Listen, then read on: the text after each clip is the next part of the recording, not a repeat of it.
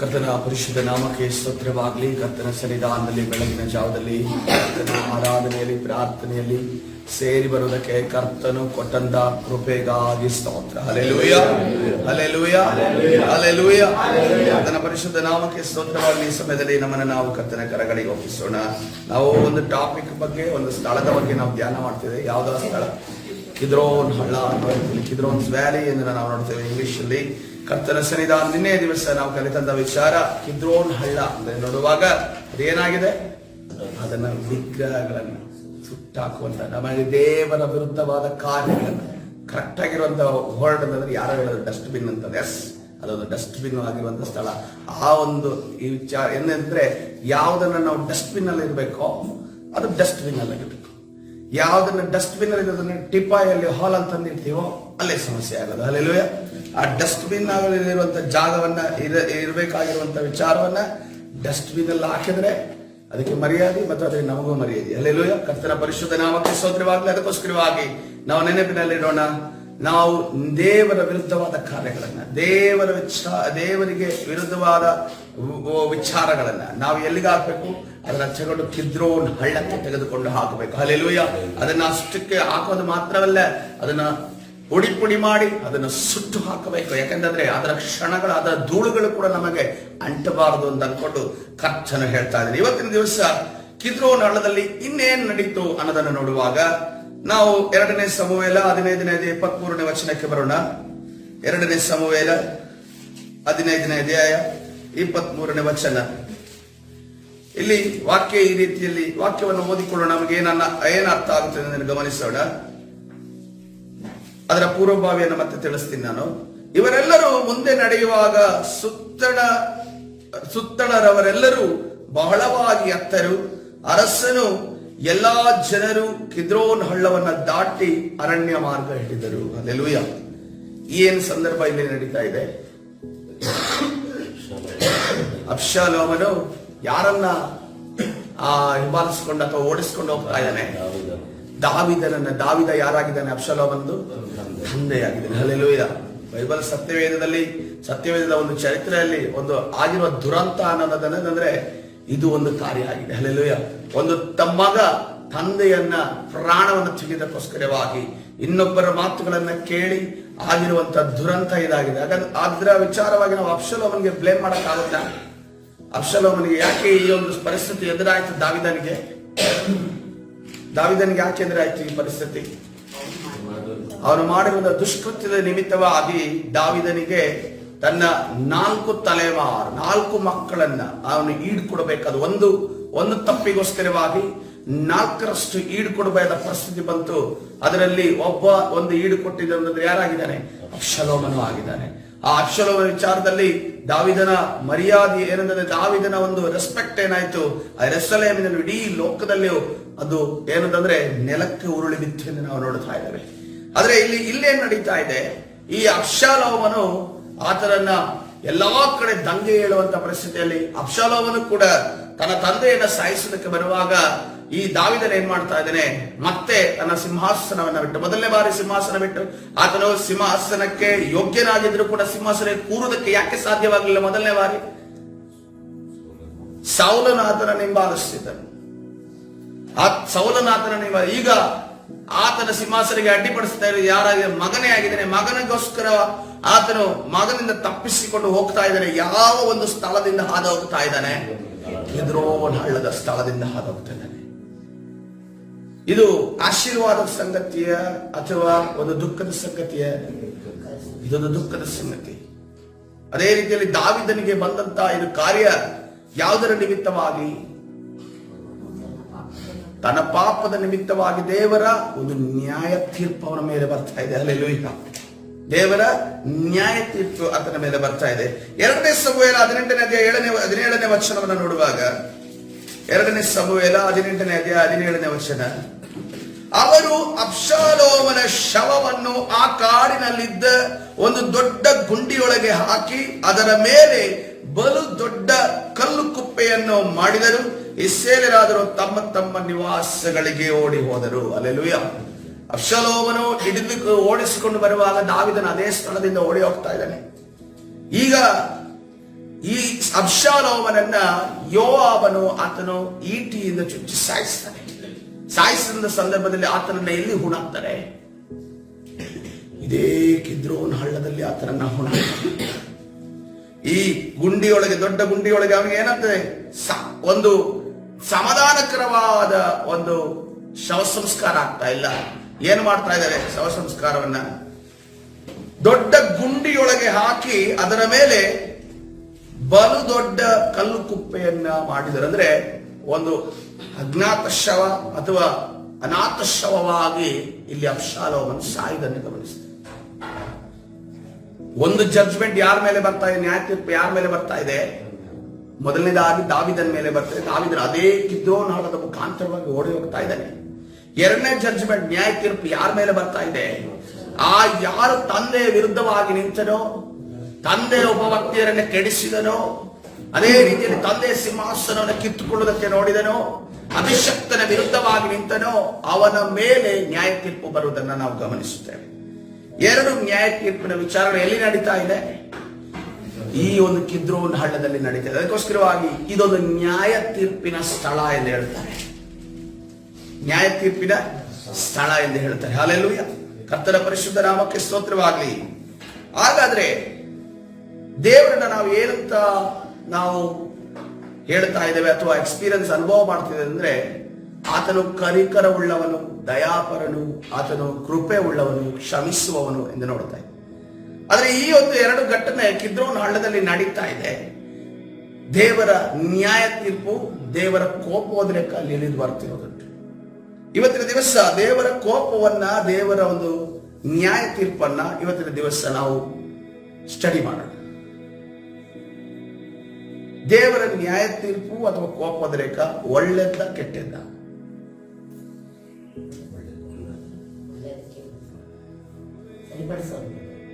ತನ್ನನ್ನು ತಾನು ಸರಿಪಡಿಸಿಕೊಳ್ಳುವವನಿಗೆ ಆತನಂತಾನೆ, ಓಕೆ, ಒಳ್ಳೇದು, ಪನಿಷ್ಮೆಂಟ್ ಅನ್ನೋದು ಇರಲೇಬೇಕು. ಇಲ್ಲ ಅಂತಂದ್ರೆ ಯಾರು ಕೂಡ ಶಿಸ್ತಲ್ಲಿ ನಡೆಯೋದಿಲ್ಲ, ಯಾರು ಕೂಡ ಕರೆಕ್ಟ್ ಆಗಿ ನಡೆಯೋದಿಲ್ಲ. ಆದ್ರೆ ತನ್ನನ್ನು ತಾನು ಸರಿಪಡಿಸಿಕೊಳ್ಳದವನು ಮತ್ತು ತನಗೆ ಶಿಕ್ಷೆಯ ಹಸ್ತವು ಯಾರಿಗೆ ಇಷ್ಟ ಇಲ್ಲವೋ, ಶಿಕ್ಷಿಸಬಾರದು ಅನ್ನೋದಿದ್ದಾಗ ಅವರೇನು ಮಾಡ್ತಾರೆ? ನನಗೆ ಪನಿಷ್ಮೆಂಟ್ ಇಷ್ಟ ಇಲ್ಲ ಅಂತ ಹೇಳ್ತಾನೆ. ತಾನು ಮಾಡೋದನ್ನ ಮಾಡಿ ನನಗೆ ಸುಮ್ಮನೆ ಬಿಡಬೇಕು ಅನ್ನೋದೇ. ಈಗ ಕಳ್ಳನನ್ನ ಹಿಡೀರಿ ನೋಡ್ರಿ, ಅವನಿಗೆ ಕೇಳಿದ್ರೆ ನಿನ್ಗೆ ನೀನ್ ಮಾಡಿದ್ದಕ್ಕೆ ಏನ್ ಮಾಡ್ಬೇಕವ ನಿನ್ಗೆ ಎಂದು ಕೇಳಿದ್ರೆ, ನನ್ನನ್ನು ಬಿಟ್ಟು ಕಳಿಸಿ ಅಂತ ಅಂತಾರೆ. ಅವನೇನಂತಾರೆ? ನನಗೆ ಬಿಟ್ಟು ಕಳಿಸಿ ಅಂತ ಅನ್ಕೊಂಡು ಅವ್ರು ಬಿಟ್ಟು ಸರಿಯಾಗಿ ಬಿಟ್ಟು ಕಳಿಸ್ತಾರೆ ಅಲ್ವಾ? ಸರಿಯಾಗಿ ಬಿಟ್ಟು ಕಳಿಸ್ತಾರೆ. ಯಾಕೆ ಅಂತಂದ್ರೆ ಮಾಡಿರೋ ಕೃತ್ಯ ಏನು? ಇನ್ನೊಬ್ಬರ ವಸ್ತನ್ನ ಕದ್ದಿರೋದು, ಇನ್ನೊಬ್ಬರ ಒಂದು ಮನೆಯನ್ನ ಹಾಳು ಮಾಡಿರೋದು, ಇನ್ನೊಬ್ಬರಿಗೆ ಕಷ್ಟವನ್ನ ಮಾಡಿರೋದು. ಸೊ ಅದಕ್ಕೋಸ್ಕರವಾಗಿ ನಮಗೆ ಏನೇ ಆದರೂ ಕೂಡ ನಮ್ಮ ಮನುಷ್ಯರಿರದ ದೇವರು ಕ್ಷಮೆ ಉಳ್ಳವನು, ಕನಿಕರ ಉಳ್ಳವನು, ದಯಾಪರನು, ಯಾವಾಗಲೂ ಕೂಡ ನಮಗೆ ಶಾಂತನಾಗಿ ದೇವರು ನಮಗೆ ಹೋಗಪ್ಪ ಬಾರಪ್ಪ ಅನ್ನೋ ರೀತಿಯಲ್ಲಿ ಕರಿಬೇಕು ಎಂದು ಅನ್ಕೊಂಡು ಅನಿಸುತ್ತೆ ಹೊರತು ದೇವರು ನನ್ನ ಶಿಕ್ಷಾಸ್ತವಾಗಿ ನಮ್ಮನ್ನ ನಡೆಸಬೇಕು ಅಂತ ನಮಗೆ ಅನಿಸೋದಿಲ್ಲ.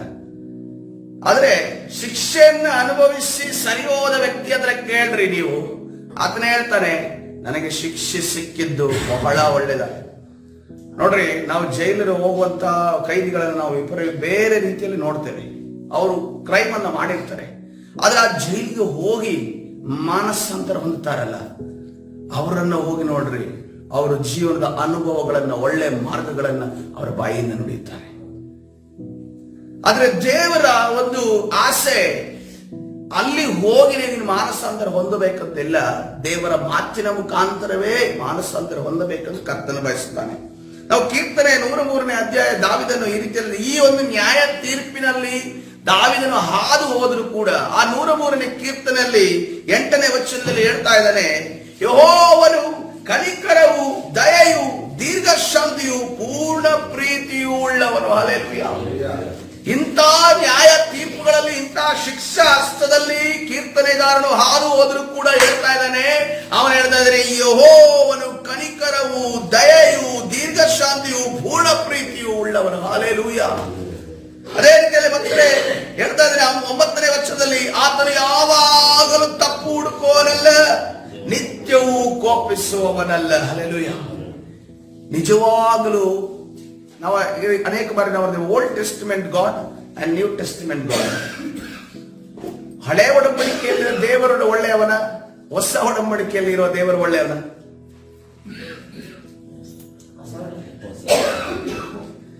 ನಮ್ಗನ್ಸುತ್ತಲ್ವ ಹೊಸ ಒಡಂಬಡಿಕೆಯಲ್ಲಿ ದೇವರು ಸ್ಟ್ರಿಕ್ಟ್ ಆಗಿದ್ರು ಅಂತ ಅನ್ಕೊಂಡು. ಸಾರಿ, ಹಳೆ ಒಡಂಬಡಿಕೆಯಲ್ಲಿ. ಹೊಸ ಒಡಂಬಡಿಕೆಯಲ್ಲಿ ದೇವರು ಸ್ಮೂತ್ ಆಗಿದ್ರು, ಕ್ಷಮಿಸ್ತಾರೆ, ಕರುಣೆ ತೋರಿಸ್ತಾರೆ, ಕನಿಕರ ತೋರಿಸ್ತಾರೆ. ಆದ್ರೆ ದೇವರು ಎಂದೂ ಕೂಡ ಬದಲಾಗಿಲ್ಲ. ಹಲ್ಲೆಲೂಯಾ. ದಾವೀದ ಹೇಳ್ತಾನೆ, ದೇವರು ಎಂದೂ ಕೂಡ ಬದಲಾಗಿಲ್ಲ. ಓಲ್ಡ್ ಟೆಸ್ಟಮೆಂಟ್ ಅಲ್ಲಿ ಯಾರು ಕೂಡ ಕೆಟ್ಟವರಾಗಿದ್ದು? ಜನ ಕೆಟ್ಟವರಾಗಿದ್ರು. ಜನ ಕೆಟ್ಟವರಾಗಿದ್ರೆ ಶಿಕ್ಷಾಸ್ತ ಅತಿ ವೇಗವಾಗಿ ದೇವ ಭಯವಿಲ್ಲದೆ ಜನರ ಮೇಲೆ ಬೀಳ್ತಾ ಇತ್ತು. ಆದ್ರೆ ಹೊಸ ಒಡಂಬಡಿಕೆಯಲ್ಲಿ ನೋಡುವಾಗ ಪರಿಶುದ್ಧಾತ್ಮನ ಅಭಿಷೇಕವನ್ನು ಹೊಂದಿದಂತ ಜನರು, ಪರಿಶುದ್ಧಾತ್ಮನು ಹಳೆ ಒಡಂಬಡಿಕೆಯಲ್ಲಿ ಬಂದು ಹೋಗಿ ಮಾಡುತ್ತಿದ್ದನು. ಆದ್ರೆ ಹೊಸ ಒಡಂಬಡಿಕೆಯಲ್ಲಿ ನೋಡುವಾಗ ಪರಿಶುದ್ಧಾತ್ಮನು ಒಳಗಡೆ ನೆಲೆಗೊಂಡಿದ್ದಾನೆ. ಪರಿಶುದ್ಧಾತ್ಮ ಯಾರ ಒಳಗಡೆ ನೆಲೆಗೊಳ್ತಾನೋ ಅವನು ದೇವರಿಗೆ ಪ್ರಿಯನಾಗಿ ನಡೆದುಕೊಳ್ಳುತ್ತಾನೆ. ಹಲ್ಲೆಲೂಯಾ. ಇನ್ನೂ ಒಂದು ಟೀಚಿಂಗ್ ಇದೆ. ಆಕ್ಚುಲಿ ಆಗಿ ಪರಿಶುದ್ಧಾತ್ಮನು ಯಾವುದೇ ಕಾರಣಕ್ಕೂ ಬಂದು ಹೋಗ್ತಾ ಇರಲಿಲ್ಲ ಹಳೆ ಒಡಂಬಡಿಕೆಯಲ್ಲಿ. ಆತನು ನೆಲೆಗೊಂಡಿದ್ದನು. ಆದ್ರೆ ನೆಲೆಗೊಳ್ಳುವುದಕ್ಕೆ ಸ್ಥಳ ಮನುಷ್ಯನಲ್ಲಿ ಇರಲಿಲ್ಲ, ಮನುಷ್ಯನಲ್ಲಿ ಇರಲಿಲ್ಲ. ಸೊ ಅದಕ್ಕೋಸ್ಕರವಾಗಿ ನಾವು ನೋಡ್ತಾ ಇದ್ದೇವೆ, ನಾವು ಹೊಸ ಒಡಂಬಡಿಕೆಯ ತಂದೆಯಾದ ದೇವರನ್ನ ನಾವು ಬಹಳ ಸ್ಟ್ರಿಕ್ಟ್ ಆಗಿ ಪ್ರಿನ್ಸಿಪಲ್ ಆಗಿಟ್ಟಿದ್ದೀವಿ, ಹೆಡ್ ಮಾಸ್ಟರ್ ಆಗಿಟ್ಟಿದ್ದೀವಿ. ಅದೇ ರೀತಿಯಲ್ಲಿ ಹಳೆ ಒಡಂಬಡಿಕೆಯ ದೇವರನ್ನ ನಾವು ಪ್ರಿನ್ಸಿಪಲ್ ಆಗಿ, ಹೆಡ್ ಮಾಸ್ಟರ್ ಆಗಿ ನೋಡ್ತಾ ಇದ್ದೇವೆ.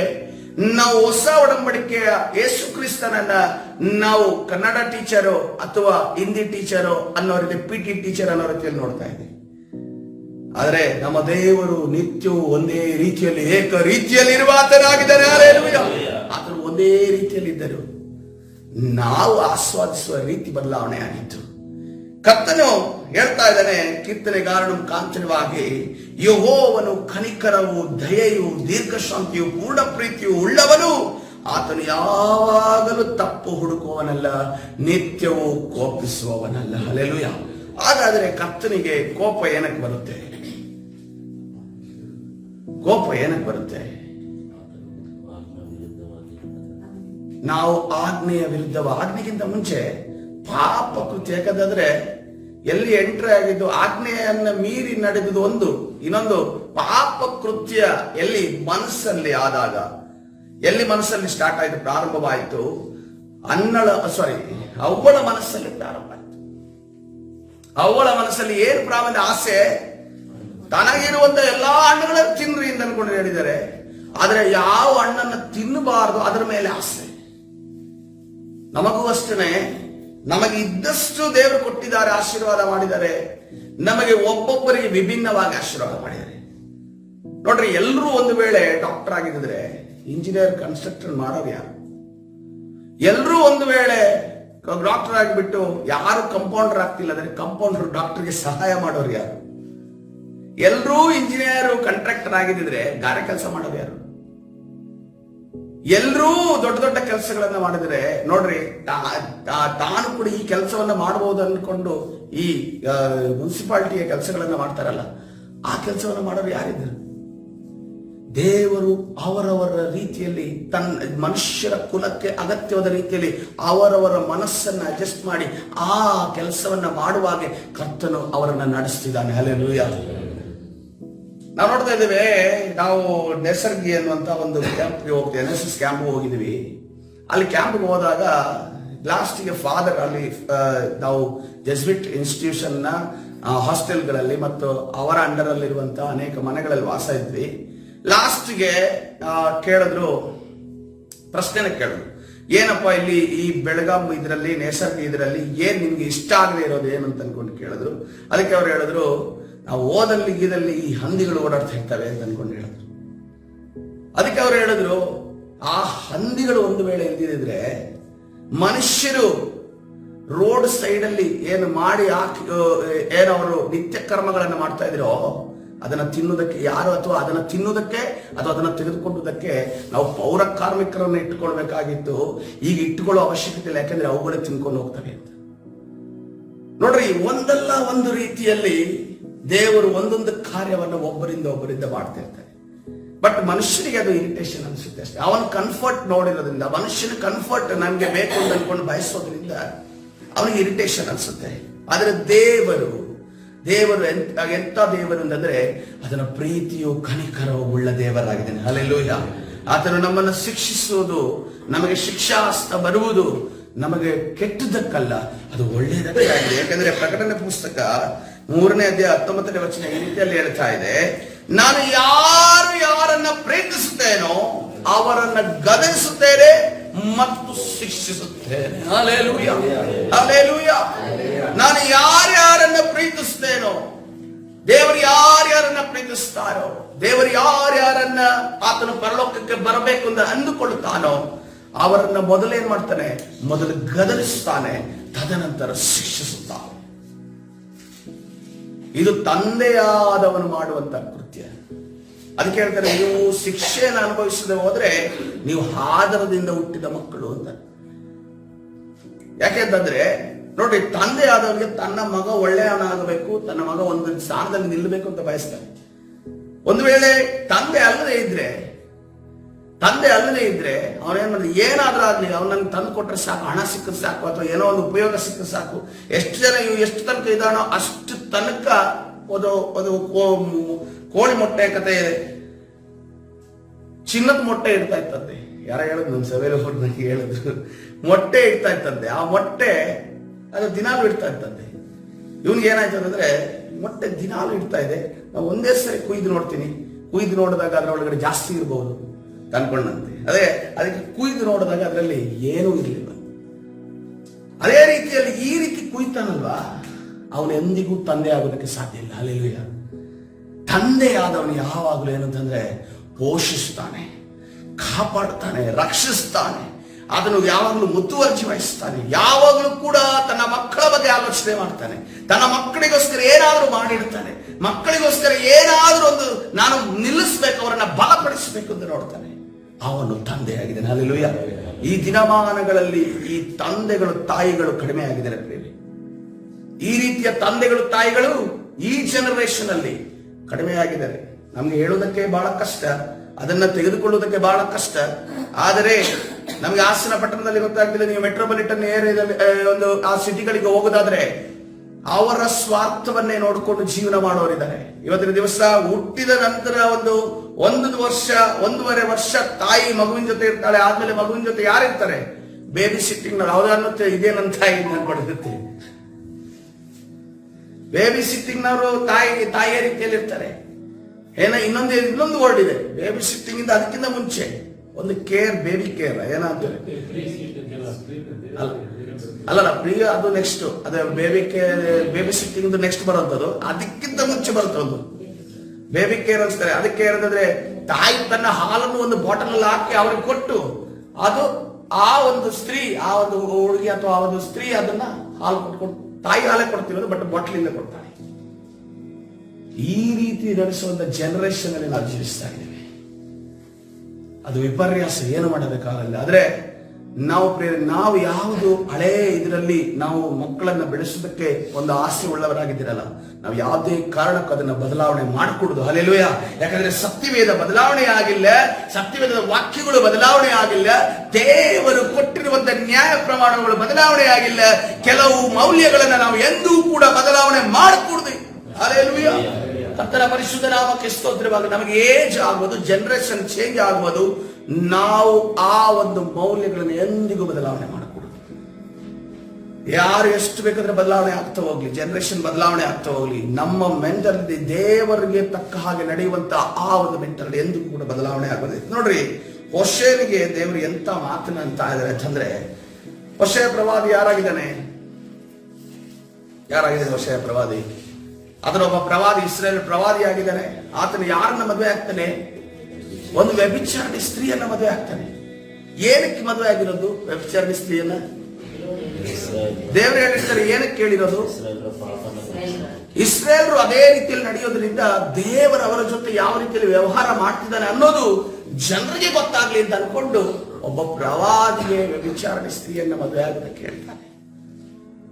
ಆ ಮಾತುಗಳನ್ನು ಗಮನಿಸ್ರಿ. ಹೋಶೇಯ 3ನೇ ಅಧ್ಯಾಯ 1ನೇ ವಚನ, ಯೆಹೋವನು ನನಗೆ ಅನ್ಯ ದೇವತೆಗಳ ಕಡೆಗೆ ತಿರುಗಿಕೊಂಡು ದೀಪದ್ರಾಕ್ಷಿಯ ಅಡೆಗಳನ್ನು ಪ್ರೀತಿಸುವ ಇಸ್ರೇಲರನ್ನು ಯೆಹೋವನು ಪ್ರೀತಿಸುವ ಪ್ರಕಾರ ಅನ್ಯ ದೇವತೆಗಳ ಕಡೆಗೆ ತಿರುಗಿಕೊಂಡು ದೀಪ ದ್ರಾಕ್ಷಿಯ ಅಡೆಗಳನ್ನು ಪ್ರೀತಿಸುವ ಇಸ್ರೇಲರನ್ನು, ಅಂದ್ರೆ ದೇವರ ವಿರುದ್ಧವಾಗಿ ನಡೀತಿರುವ ಇಸ್ರೇಲರನ್ನು ಯೆಹೋವನು ಪ್ರೀತಿಸುವ ಪ್ರಕಾರ ನೀನು ಮಿಂಡನಿಗೆ ಪ್ರಿಯಳು ವ್ಯಭಿಚಾರಾಸಕ್ತಳು ಆದ ಹೆಂಗಸನ್ನು ಪ್ರೀತಿಸುತ್ತಾ ಬಾ ಎಂದು ಅಪ್ಪಣೆ ಕೊಡಲು.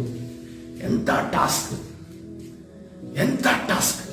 ಒಬ್ಬ ಪ್ರವಾದಿಗೆ, ದೇವರಲ್ಲಿ ನಡೆಯುವಂತ ಒಬ್ಬ ಪ್ರವಾದಿಗೆ ಎಂತ ಒಂದು ಟಾಸ್ಕ್ ಅನ್ನು ದೇವರು ಕೊಡ್ತಾ ಇದ್ದಾರೆ. ಇದರಿಂದ ಯಾರಿಗೆ ಎಕ್ಸ್ಪ್ಲೇನ್ ಮಾಡ್ತಿದ್ದಾರೆ?